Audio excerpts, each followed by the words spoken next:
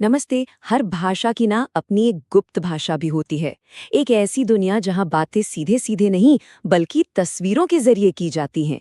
आज हम हिंदी के मुहावरों की उसी दिलचस्प और छिपी हुई दुनिया में उतरने वाले हैं। अच्छा जरा सोचिए, कोई इंसान अपने दांतों के नीचे उंगली क्यों दबाएगा? क्या उसे कोई तकलीफ है या कोई और बात है? ये जो एक अजीब सी लगने वाली हरकत है ना, ये असल में एक बहुत ही गहरी भावना को दिखाती है। ये है वो पूरा मुहावरा, दांतों तले उंगली दबाना। सुनने में भले ही ये थोड़ा अजीब लगे, पर इसका जो मतलब है वो हम सब ने अपनी जिंदगी में कभी न कभी जरूर महसूस किया है। जी हाँ, इसका मतलब है हैरान रह जाना, एकदम दंग रह जाना। जब हम कुछ ऐसा देखते या सुनते हैं जिस पर यकीन करना मुश्किल हो, तो हैरानी से हमारा शरीर कुछ ऐसी ही प्रतिक्रिया देता है। ये मुहावरा उस एक पल को पकड़कर एक पूरी भावना को नाम दे देता है। कमाल है ना? तो आज की इस यात्रा में हम इन कुछ दिलचस्प पड़ावों से गुजरेंगे।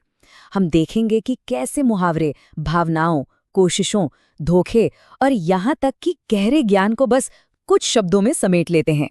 तो चलिए शुरू करते हैं। देखिए, मुहावरे सिर्फ शब्द नहीं होते, वो अपने आप में छोटी छोटी कहानियां होती हैं। वो हमारे दिमाग में ऐसी तस्वीरें बनाते हैं जो शब्दों के सीधे साधे मतलब से कहीं आगे निकल जाती हैं। चलिए एक उदाहरण देखते हैं।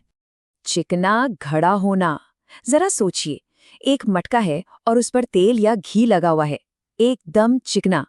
अब इस तस्वीर को किसी इंसान के लिए इस्तेमाल करने का क्या मतलब हो सकता है?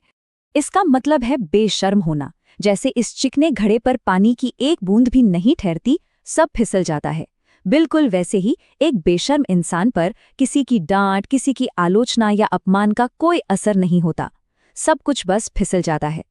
देखिए कितनी खूबसूरती से घर की एक आम सी चीज यानी घड़ा किसी के स्वभाव को बताने का जरिया बन गया। तो जैसे एक बेजान चीज किसी का चरित्र बता सकती है, वैसे ही हमारे शरीर की छोटी छोटी हरकतें, हमारे हाव-भाव, हमारी भावनाओं का पूरा कच्चा चिट्ठा खोलकर रख देते हैं। चलिए देखते हैं कैसे। गाल फुलाना, ये तो हम सबने देखा ही होगा, खासकर बच्चों को करते हुए। जब कोई गाल फुलाता है तो वो असल में कौन सी भावना जाहिर कर रहा होता है? हाँ, इसका सही जवाब है रूठ जाना। ये एक छोटी सी हरकत किसी के नाराज होने और मुंह फुलाकर बैठ जाने की पूरी कहानी कह देती है। इसमें थोड़ी मासूमियत भी है और थोड़ी नाराजगी भी।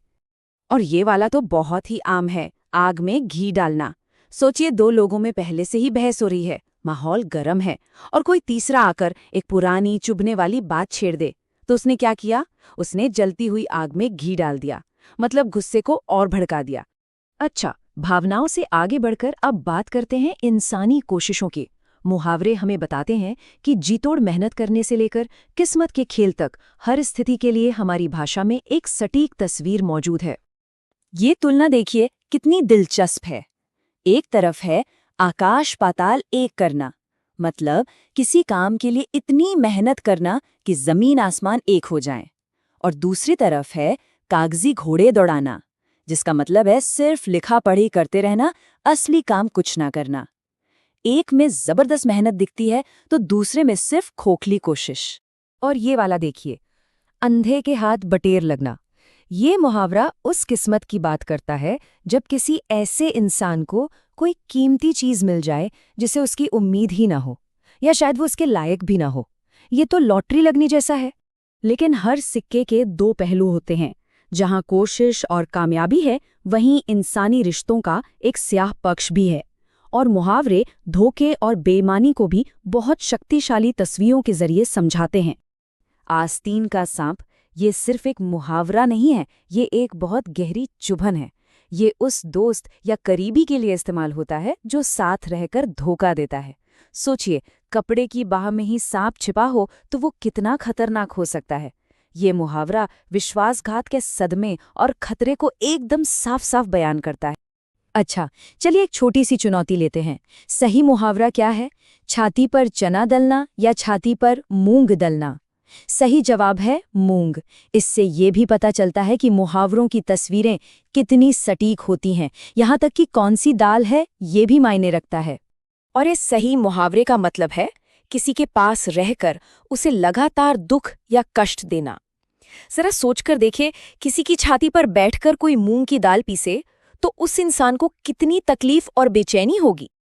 अब हम आते हैं अपने आखिरी पड़ाव पर, जहां हम लोकोक्तियों या कहावतों की बात करेंगे। देखिए, मुहावरे जहां एक अधूरे बात होते हैं, वहीं लोकोक्तियां अपने आप में एक पूरा वाक्य होती हैं, एक पूरा सबक। ये असल में सदियों के अनुभव और ज्ञान का निचोड़ हैं। इस कहावत को सुनिए, अपनी करनी पार उतरनी। इसमें एक लय है, एक वजन है और एक ऐसी सच्चाई है जो कभी नहीं बदलती। इसका सीधा सा मतलब है कि इंसान को अपने कर्मों का फल खुद ही भोगना पड़ता है। कोई और आकर हमारी नैया पार नहीं लगाएगा, अपनी नैया खुद ही पार लगानी होती है। ये व्यक्तिगत जिम्मेदारी का एक बहुत बड़ा सबक है। और अंत में ये मुहावरा देखे जो हमारे आज के पूरे विश्लेषण का सार है, गागर में सागर भरना। इसका मतलब है एक छोटे से घड़े में पूरा समंदर भर देना, यानी थोड़े शब्दों में बहुत गहरी बात कह देना। और असल में सारे मुहावरे और कहावतें यही तो करते हैं, है